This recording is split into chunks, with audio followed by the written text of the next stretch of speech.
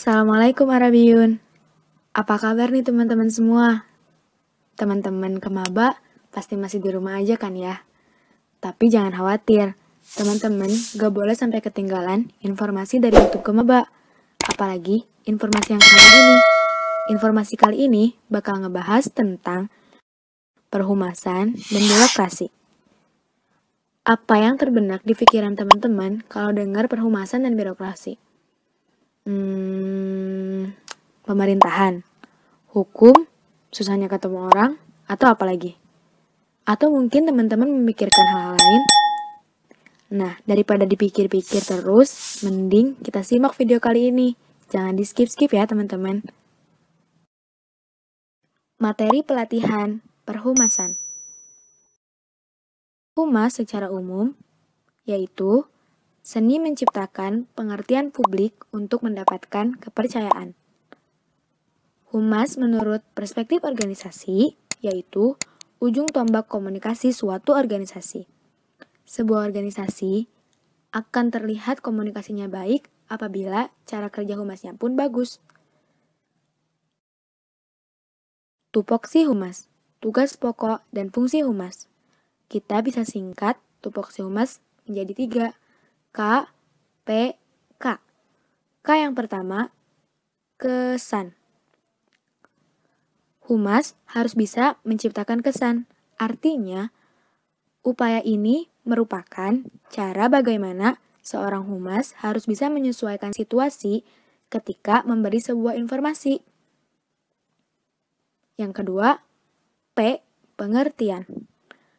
Tugas humas yang kedua ini kaitannya dengan informasi dan bagaimana caranya seorang humas memberikan informasi ke khalayak umum dengan informasi yang tepat, akurat, dan mudah dipahami.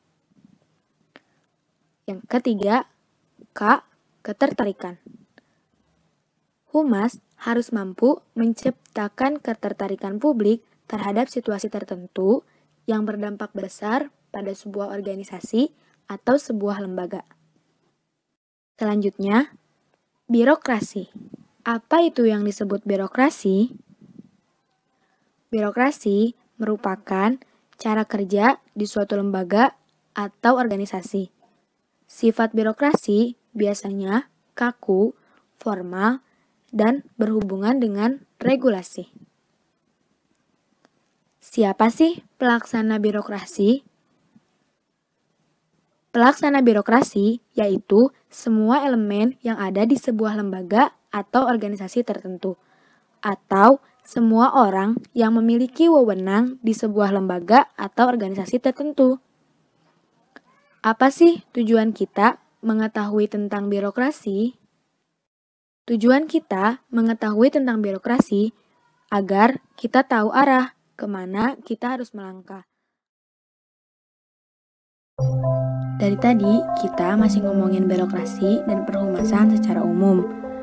Nah, penasaran gak sih gimana birokrasi di kampus kita tercinta, khususnya di Fakultas Pendidikan Bahasa dan Sastra, dan jurusan atau Departemen Pendidikan Bahasa Arab? Yang pertama, birokrasi jurusan atau Departemen Pendidikan Bahasa Arab. Apa yang harus kita lakukan, apa yang harus disiapkan, dan kemana kita harus pergi ketika kita membutuhkan sesuatu atas nama jurusan. Langkah pertama, kita datang ke lantai 2 di FEBS, di mana di sana ada ruangan kantor Departemen Pendidikan Bahasa Arab. Lalu, kita akan bertemu dengan para tata usaha. Nah, di sana sampaikan maksud kita. Apakah kita akan mengajukan permohonan dana, permohonan peminjaman tempat atau barang, atau meminta surat izin sesuatu, atau membagikan surat undangan. Setelah itu, pihak tata usaha akan mengarahkan sesuai apa yang kita butuhkan. Misalkan, kita membutuhkan suatu permohonan barang. Pihak tata usaha akan memberikan formulir yang harus kita isi dan harus kita penuhi syarat-syaratnya. Jadi, birokrasi jurusan itu menyesuaikan dengan apa yang kita butuhkan dan diarahkan oleh tata usaha. Selanjutnya, birokrasi Fakultas Pendidikan Bahasa dan Sastra. Birokrasi di fakultas diantaranya yaitu izin kegiatan kemahasiswaan, izin kegiatan akademik, permohonan dana, peminjaman tempat, dan lain-lain. Surat yang diajukan sesuai dengan kepentingan kita. Di fakultas terdiri dari 3 wakil dekan, dan kita harus paham kemana surat itu ditujukan. Fakultas pun memberikan formulir untuk dilengkapi ketika kita mengajukan sesuatu. Formulir tersebut berisi syarat-syarat yang harus kita penuhi agar apa yang kita ajukan bisa diterima. Ketika kita mengajukan sesuatu di luar permohonan izin kegiatan, kita harus memenuhi syarat untuk memegang surat izin minimal sudah di-ACC sampai fakultas. Proses permohonan surat izin kegiatan kemahasiswaan. Apa saja yang harus disiapkan? Pertama, proposal kegiatan yang sudah difarap atau ditandatangan ketua departemen di lembar susunan acara. Kedua, surat permohonan izin kegiatan. Ketiga, surat pernyataan ketua himpunan atau ketua BEM. Keempat, surat kesediaan dosen pembimbing kemahasiswaan. Yang terakhir, maksimal surat ini diajukan H-7 acara tersebut berlangsung. Proses permohonan dana. Apa saja yang harus dipersiapkan? Pertama, proposal kegiatan. 2. Surat izin kegiatan. 3. Surat permohonan dana. Tujuannya disesuaikan dengan kepentingan. Untuk kegiatan kemahasiswaan ditujukan ke wakil dekan bidang kemahasiswaan. Dan untuk kegiatan akademik ditujukan ke wakil dekan bidang akademik. Peminjaman tempat di fakultas. Apa saja yang harus kita siapkan? Pertama, proposal kegiatan. Kedua, surat izin kegiatan. Yang ketiga, surat permohonan peminjaman tempat yang ditujukan ke wakil dekan 2. Semua surat yang diajukan maksimal H-7 sebelum acara tersebut berlangsung. Jangan telat ya teman-teman, apalagi mepet. Yang terakhir, birokrasi di kampus tercinta, yaitu birokrasi di Universitas Pendidikan Indonesia.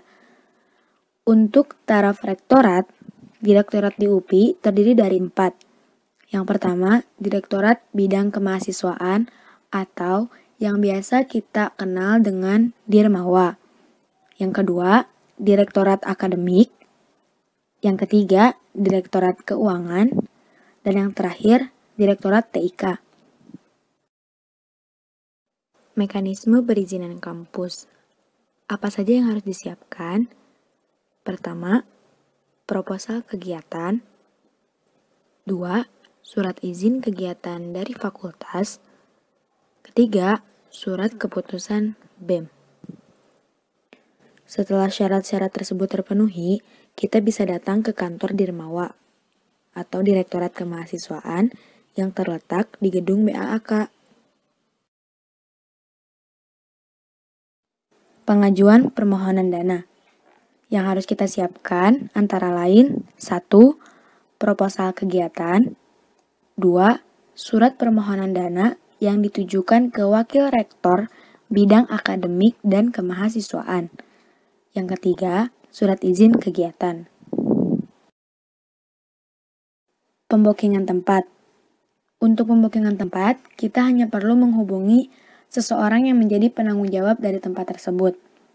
Kita hanya perlu menyampaikan berapa hari kita akan meminjam tempat tersebut, dari pukul berapa hingga pukul berapa, menanyakan harga, dan memberikan surat izin kegiatan. Beberapa tempat yang sering dipinjam antara lain. Pertama, audit FEBS. Kita bisa meminjam ke Sapras FEBS. Kedua, gedung Gegetwinda atau gedung PKM berserta auditnya. Kita bisa menghubungi Pamumu. Ketiga, Masjid Al-Furqon. Kita bisa datang ke sekretariat tutorial aula dan sekretariat DKM yang ada di lantai utama.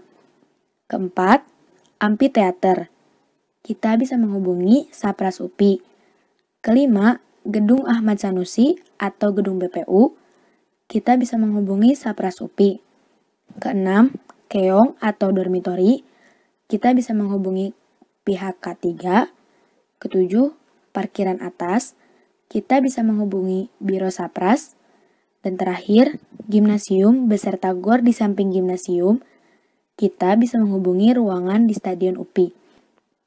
Di sana akan ada orang-orang yang biasanya melayani dalam pembokengan tempat.